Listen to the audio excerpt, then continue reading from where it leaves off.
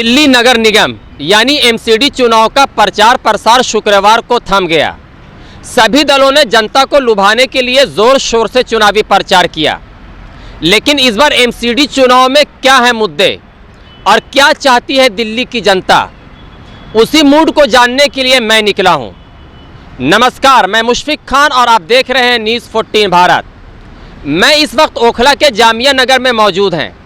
हमारे साथ कुछ लोग हैं, आइए जानते हैं इनसे क्या है इनके मुद्दे। आपका नाम क्या हुआ? मेरा नाम अंजर राही हुआ है। इस बार क्या मुद्दे लेकर आप वोट करेंगे?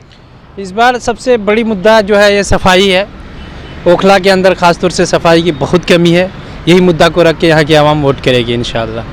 तो आपको क्या लगता है इस बार 250 पार्षद वाले एमसीडी की सत्ता किसके हाथ में होगी? इस पर कौन काबिज होगा? इस बार ज़्यादातर बदलाव मांग रही है यहाँ की जनता और उम्मीद है कि बदलाव होगी। या तो फिर कांग्रेस आएगी या फिर बीजेपी कुछ जाएगी। तो अपने तरीके से आप बदलाव किस पार्टी के लिए ज़्यादा देखते हैं? क्योंकि 15 साल से तो कब्जा है बीजेपी का। अभी जिस तरीके से चुनाव जिस एनर्जी के साथ लड़ना है, जिस तरह से दावा कर रही है, तो आप किस तरफ देखते हैं? आम आदमी पार्टी या कांग्रेस या फिर से बीजेपी?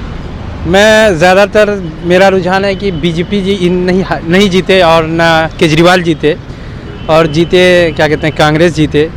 इसलिए कि कांग्रेस को भी मौका मिलना चाहिए, क्या काम कर रही है। ओखला के हाल देख के पता चलता है कि नहीं, बदलाव ज़रूर होनी चाहिए और कांग्रेस को आनी चाहिए।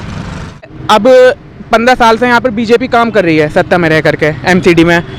तो अब जो बीजेपी ने इस टाइम सत्ता में जो रह करके यहाँ जो काम किया है वो जनता के सामने है। अब इसको ये देखना है कि यार अब दूसरी पार्टी केजरीवाल की है या आम आदमी पार्टी है या कांग्रेस को, दोनों में से किसी को भी अपना इस बार एमसीडी में जनता लाए। इससे कंपटीशन होगा तो उसमें ये देखा जाएगा कि कौन सी पार्टी ज़्यादा काम कर रही है।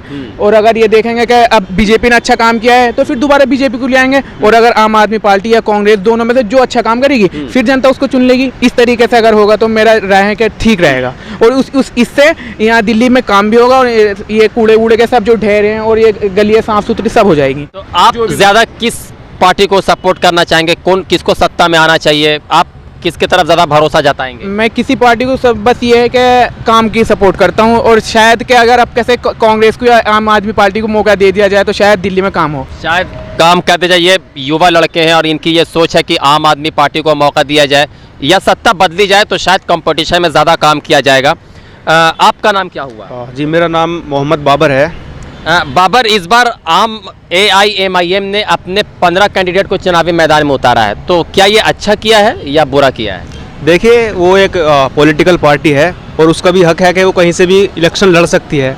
लेकिन मुझे नहीं लगता कि उसके कैंडिडेट उतारने से यहाँ के इलेक्शन में कोई थोड़ा बहुत भी फर्क पड़ेगा या बदलाव आएगा। जैसे AIMIM अपनी हर जगह चुनाव लड़ते तो हिस्सेदारी की बात करते हैं, तो कहीं ऐसा तो नहीं कि किसी को एक कम्युनिटी की बात कर रहे हैं, सिर्फ एक मुसलमानों की बात कर रहे हैं या एक मुसलमानों की पार्टी बनकर रहना चाहते हैं? देखिए, धर्म की राजनीति जो है इसी के बेस पे बीजेपी 2014 से लेकर अब तक सत्ता में है। वो एक रिलीजियस पॉलिटिक्स कर रही है क्योंकि यहाँ पे गैर मुस्लिम मेजोरिटी में है तो उसका उन्हें फ़ायदा मिलता है। लेकिन इस धर्म की राजनीति से बीजेपी को एक ये भी फ़ायदा हो रहा है कि वो जो डेवलपमेंट है हमारी कंट्री का उससे भी बच जाती है। और 2022-23 का दिल्ली का बजट तकरीबन 15,276 करोड़ के आसपास है। लेकिन मुझे नहीं लगता कि उस बजट को सही से इस्तेमाल किया गया है दिल्ली के परिवर्तन के लिए। तो ये थे लोग, बहुत बहुत शुक्रिया हमसे बात करने के लिए। तो ये थी दिल्ली की जनता जो अपनी राय दी। लेकिन 15 वर्षों से एमसीडी पर काबिज बीजेपी को हराने के लिए आप और कांग्रेस पुरजोर कोशिश कर रही है। ये तो चुनावी नतीजे बताएंगे। उससे पहले 4 दिसंबर को वोट डाले जाएंगे, जिसके लिए जनता ने मन बना लिया है कि कौन होगा उनके काबिल या किस पे वो भरोसा जताएंगे। कैमरामैन राही के साथ मैं मुशफिक खान, न्यूज़ 14 भारत, दिल्ली।